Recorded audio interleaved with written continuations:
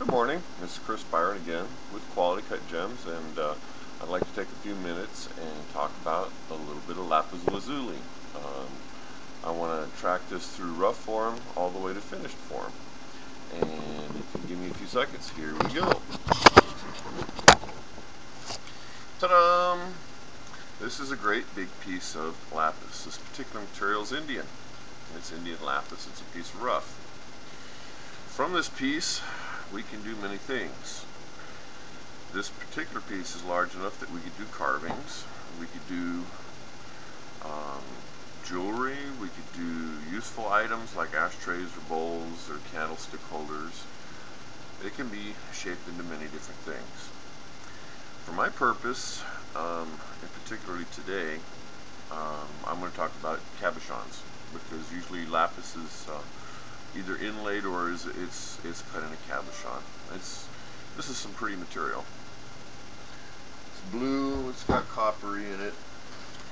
From our next step that we go there, well, we create what's known as cubed up or gem pieces that could be taken apart such that we can see what's in it, and we can see what grade it is, and see how it looks, and check for inclusions, and check for, usability, basically. Now keep in mind, this isn't actually a really superior grade, but it's good, it's usable, depending upon your choices and colors.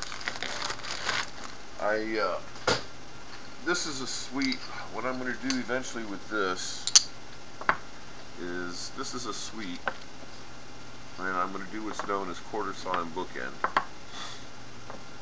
this material, such that the inclusions line up with it.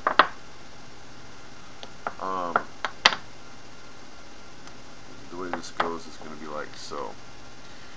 What I'll do is I'll take and I'll cut either several stones or two great big large stones and do what's known as bookend them,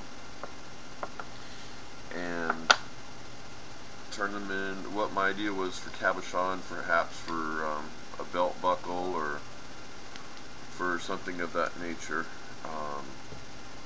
perhaps a concha belt, or perhaps something very, very large. Some people do like very, very large jewelry, so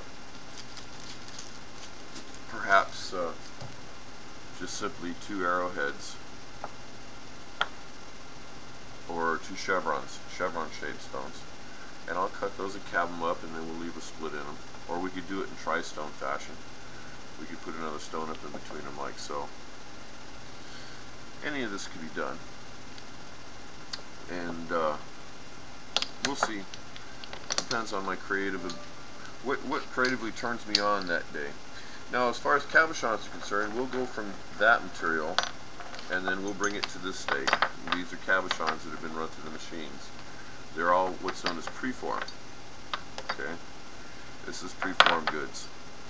They're just barely shaped. They're rough. They're kind of beginning to look like what we need.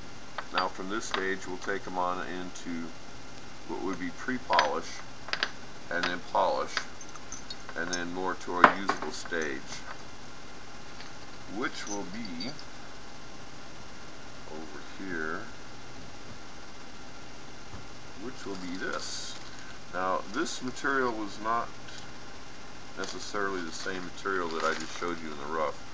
This is actually very high grade lapis. This is what we would call gem grade or jewelry grade lapis. And these are what are known as freeforms. This is material that I just, because it's such a good value or such good color, I couldn't throw away. So because of its irregular shapes, I created what's known as freeforms. And it gives you some with calibrated sizes and shapes. Some of it I faceted. Here's a faceted one, and another faceted one. And anyways, it keeps me from throwing away a lot of very good, very valuable material. Meanwhile, I'd like to thank you for your time. That's our little quick rundown on lapis lazuli, and shows you different qualities, different types, different shapes, and different applications. Meanwhile, thank you. Have a good day. Chris Byron, Quality Cut Gems.